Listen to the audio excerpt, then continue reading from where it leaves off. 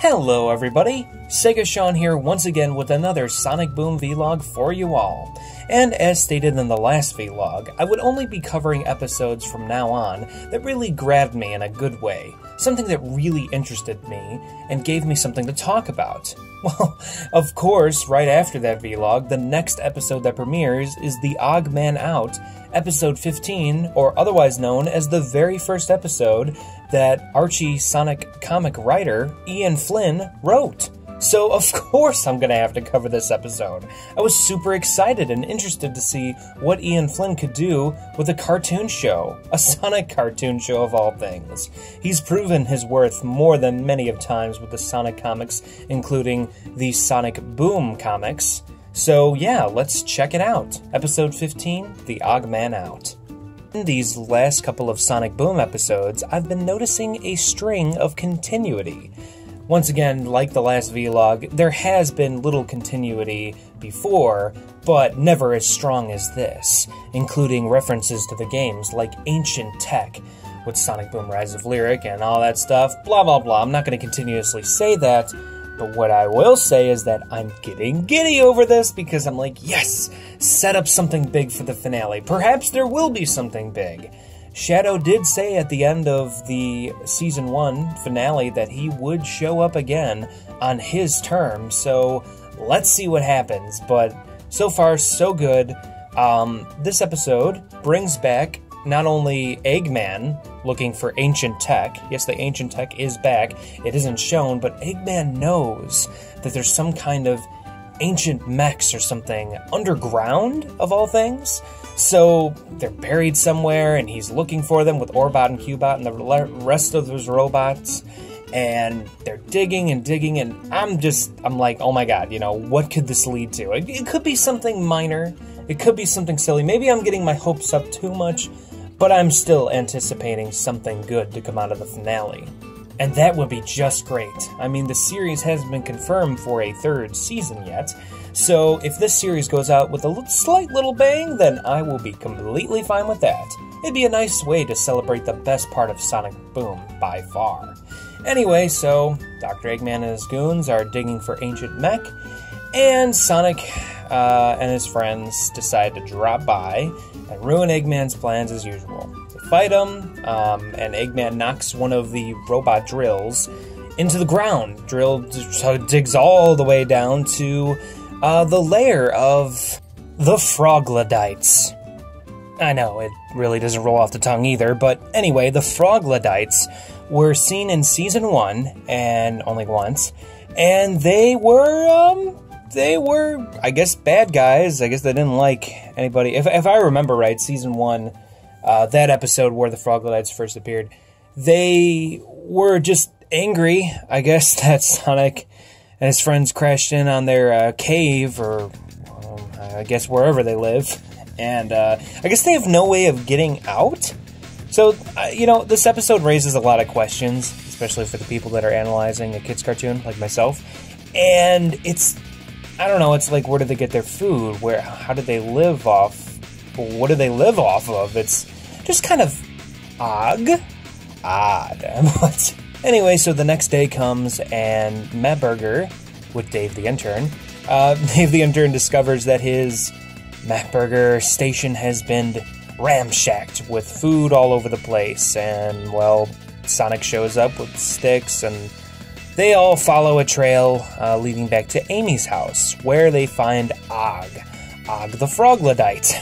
And while Sonic is quick to judge, and in fact he's judging throughout the whole episode, this Froglodite reveals himself to be Ogg, and he's apparently a peaceful Froglodite, and he basically comes in peace. But Sonic really doesn't trust that fact, so he takes Ogg under his wing and watches over him in his shack.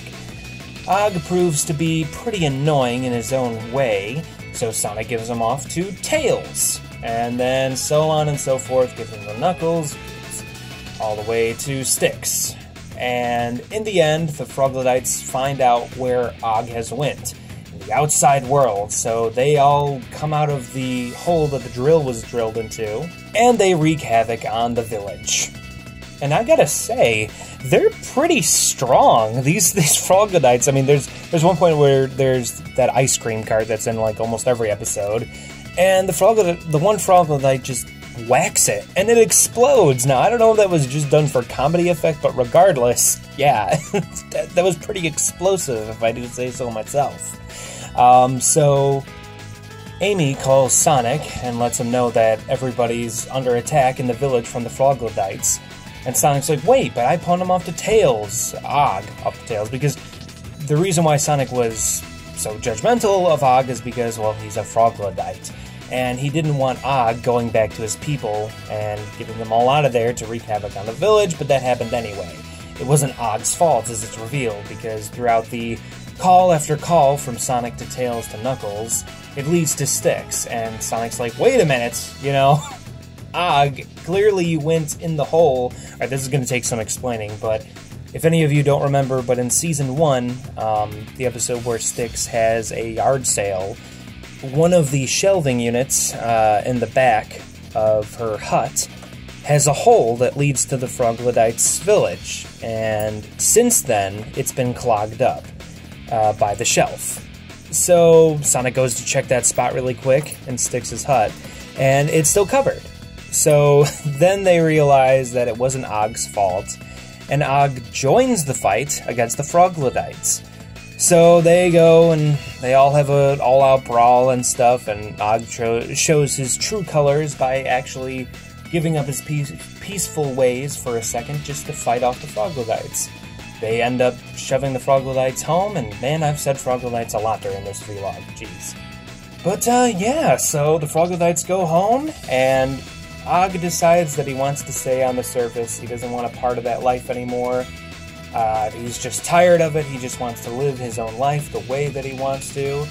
And there we go, yet another character added to the roster of Team Sonic, I guess you could say. It's not that he's going to be joining the team or anything, but at least we have another good guy on our side. So it's kind of funny how, like, in Season 1, a lot of the bad guy rogue gallery, was built up, even if some of them are a bit wimpy or silly. But in Season 2, it looks like we're getting a little bit more heroes and good guys on the side. Like, last week's vlog had Friendbot, originally called Fiendbot, but then turned Friendbot, so we're adding up here, and I really like that. You know, once again, continuity. I can't stress that enough. I absolutely love it, even if it's minor, and it's growing and growing and growing in this situation.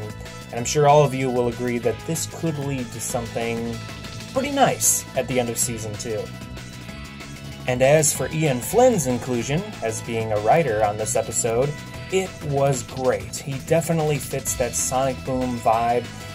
You know, honestly, I wouldn't be able to tell it apart from the other Sonic Boom writers, so that's how good of a job he did fitting in. So I really hope he returns for more. As I said too, I don't know if he's going to be doing more episodes during Season 2, or has. It's pretty much done now. It's just waiting to be put out.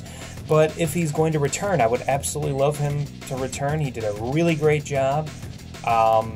Can't wait to see more from him, whether it be in the comics or this cartoon series. So anyway, I hope you all enjoyed this Sonic Boom vlog, and please like, share, comment, subscribe, do whatever you want. Ring that notification bell so you can tell when we upload next, and see you next time.